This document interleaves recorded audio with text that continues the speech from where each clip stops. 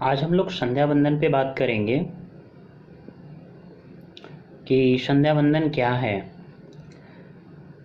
क्योंकि आजकल जो है कि जो संध्या करने की जो प्रथा है वो लुप्त होती जा रही है धीरे धीरे।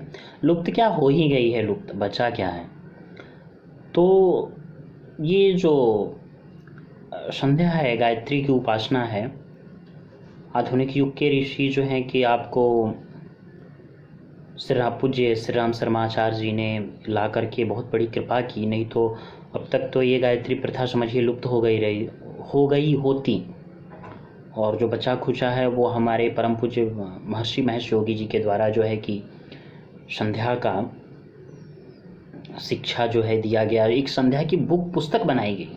समझिए कि महर्षि महेश योगी का कितना बड़ा योगदान है वेदों के उत्थान में कि हम उसका वर्णन नहीं कर सकते हैं, इतना ज़्यादा योगदान है उनका।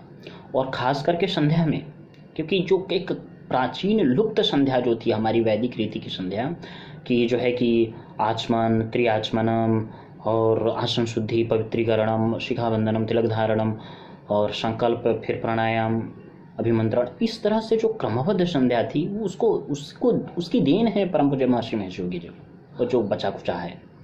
नहीं तो इस आधुनिक युग की हवा इतनी तेज है कि भारत की पुरातन संस्कृति को उड़ा के लेके चली जा रही है।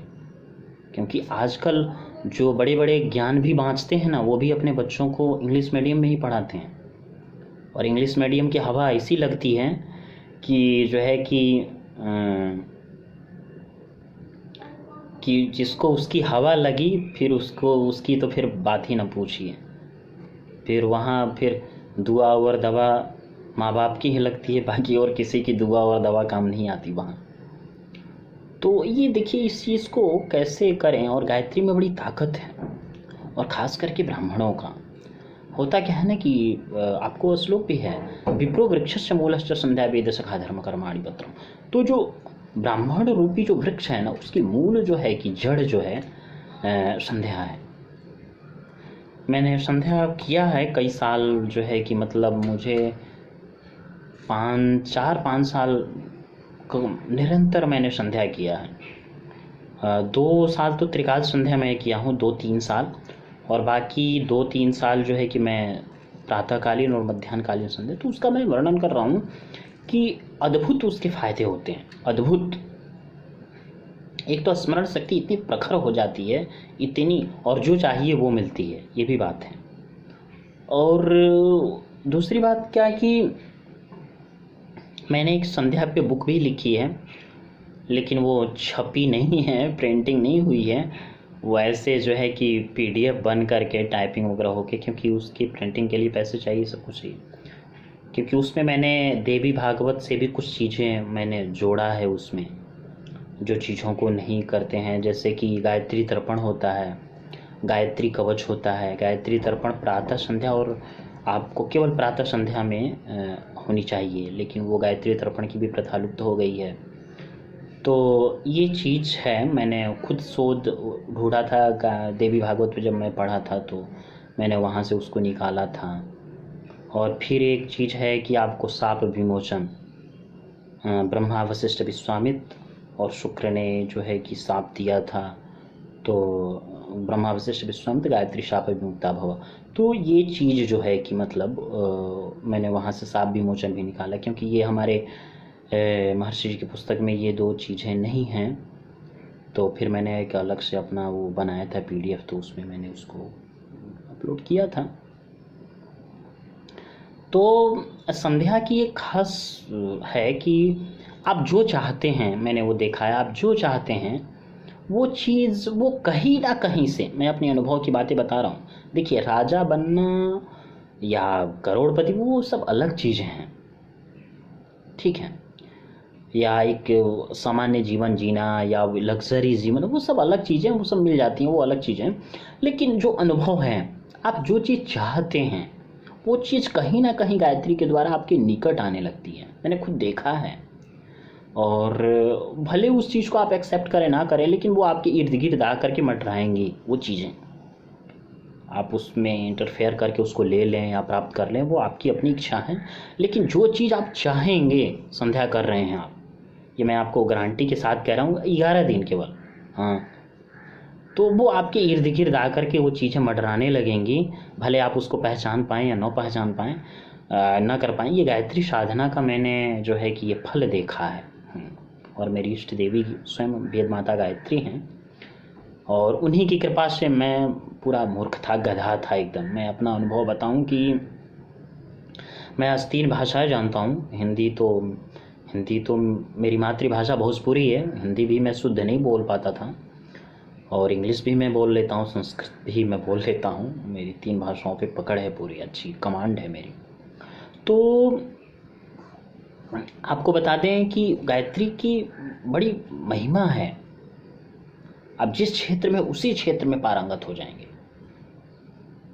मैं गायत्री के ही कारण, मैं देखिए, मैं कभी 6 के बाद कभी स्कूल गया नहीं। मैं वेद विद्यालय में आ गया, संस्कृत पढ़ने लगा। 6 के बाद मैं 6 क्या 5, वो छठी की भी छमाही परीक्षा 5वीं तक पढ़ा था, वो भी गांव के सरकारी स्कूल में, आपको बता दें। तो सरकारी स्कूल में हम दोनों भाई पढ़ते थे, और उसके बाद संस्था आ गए। और मैं आपको बता दूं कि मैं सिविल सर्विसेज का जो है कि 2 बार इंटरव्यू दिया। आप आश्चर्य करेंगे, जो सुनता है खुद आश्चर्य करता है। मैं सिविल की 2 बार जो है कि देश की सबसे बड़ी परीक्षा, सबसे कठिन परीक्षा का मैं इंटरव्यू दिया हूँ, आपको बता दूं। और मैं 5वीं के बाद स्कूल का मुंह नहीं देखा हूँ, भले जा कर के डिग्री ले करके। हाँ, लेकिन इस संस्कृत की सारी पढ़ाइयाँ मैंने पढ़ी हैं। मैंने संस्कृत व्याकरण भी पढ़ा है, मैंने इंग्लिश भी पढ़ा है 7 साल, और सब चीज़ें मैंने पढ़ी हैं, लेकिन स्कूल में रह के नहीं। ऐसे खरीद लिया, बुक ला लिया, या कोई गुरुजी हैं उनके पास जा कर के पढ़ लिया। मुझे ज्योतिष भी आती है, और ज्योतिष में भी मेरी पकड़ है। तो ये सब गायत्री के माध्यम से ये चीज़ हो पाया। तो आपसे प्लीज़ रिक्वेस्ट है कि आप गायत्री को कीजिए, अवॉइड ना कीजिए, इग्नोर ना कीजिए। जो चाहेंगे वो सब मिल जाएगा। और संसार के लोग तो रंग बदलते हैं। आप सामर्थ्यवान हैं तो, अगर काम के हैं, सामर्थ्यवान भी क्या, अगर अंबानी है वो हमारे काम का नहीं तो हम थोड़ी ना पूछेंगे। काम के हैं तो तक तो ठीक है, काम के नहीं हैं तो आप अपने रास्ते, हम अपने रास्ते, फिर आप क्या हम क्या, कोई मतलब नहीं रखना। तो आप उस चीज़ को अवॉइड ना कीजिए। और देखिए, बलिम पुरस्कार वही देवमप्यति वर्तते, बल वाला पुरुषार्थ जो होता है ना, बनाए हुए भाग्य को भी मात दे देता है। लेकिन गायत्री की भी जो कृपा होती है ना, वो मतलब मैं देखा हूँ, आप जो चाहेंगे वो मिलेगा आपको। हाँ, भले आप आकर के वो इर्द गिर्द मंडराएगी आपके वो चीज़ें जो आप चाह रहे हैं, जो साधना से या संध्या वंदन से जो आप पाना चाह रहे हैं, वो चीज़ें आपके इर्द गिर्द आएंगी, मंडराएंगी। भले आप उसको ना टैकल करें, ना लें, वो आपकी अपनी मर्जी है। मैंने तो किया भी है, मैंने पुरुष चरण भी किया है गायत्री का। उसी का फल है कि मैंने, क्योंकि मैं केवल विद्या मांगता था, और मिला भी ऐसा नहीं, क्योंकि मैं तो पूरा जड़ मूर्ख था। मुझे खुद वो दिन याद हैं, और मेरी क्या हालत थी, और मुझे अब कितना मुझे नॉलेज है। तो और मैंने पुरुष चरण भी किया है गायत्री का। तो आपसे यही गुजारिश है कि आप अवॉइड ना करें गायत्री को, और कुछ भी हो जाए, कहीं भी हैं, जैसे भी हैं, जिस तरह से भी हैं। क्योंकि देखिए, धनी व्यक्ति जो होता है ना, वो धन के आश्रय जीवन जीता है, और जो गरीब होता है ना, वो देवता के आश्रय या भगवान से एक आशा रख करके अपना जीवन व्यतीत करता है। लेकिन आपको बता दें, कुपुत्रो जायेत क्वचिदपि कुमाता न भवति, कि माता कभी कुमाता नहीं होती, पुत्र भले कुपुत्र हो जाएं, लेकिन फल है। ये जो हमारे देवी देवता हैं, ये झूठे नहीं हैं। आप करके देखिए, अगर आपको विश्वास नहीं है तो प्लीज़, अगर आप खास करके आप ब्राह्मण हैं तो कीजिए। देखिए, ब्राह्मण होता क्या है ना, अगर आपके दरवाजे पे पुलिस आकर के दरवाज़ा खटखटाए ना तो आप खोल देंगे, लेकिन चोर खटखटाए ना तो आप दरवाज़ा नहीं खोलेंगे। तो ब्राह्मण हैं आप, जो है कि ऋषियों की संतान हैं, तो आपसे मेरी गुजारिश है कि आप गायत्री को करें, छोड़े नहीं, और हर चीज़ मिलेगी। देखिए, हमारे शास्त्रों में जो चीज़ें हैं वो गलत नहीं हैं। जो है कि आपको भाग्य से ही जो है कि भोग हो गया, मृत्यु हो गया, कर्म हो गया, ये सब प्रारब्धजन्य चीज़ें हैं जो मिलती हैं। लेकिन देवों की कृपा से, भगवती की कृपा से आप उन चीज़ों को नकार करके जो नहीं है उसको भी आप पा सकते हैं। ये मेरा व्यक्तिगत जीवन का अनुभव रहा है, क्योंकि मैं तो महामूर्ख था, गधा पूरा एकदम। लेकिन गायत्री साधना के बाद और फिर अध्ययन में मेरी रुचि हुई, और फिर धीरे धीरे जो है कि कहाँ से कहाँ गाड़ी निकल गई, ये मैं खुद ही समझ नहीं पाया। सफलता तो अभी दूर है, लेकिन ये सफलता के मध्य की जो अनुभव हैं मैं उसको आपको शेयर करता हूँ। तो ज़रूर संध्या करें आप।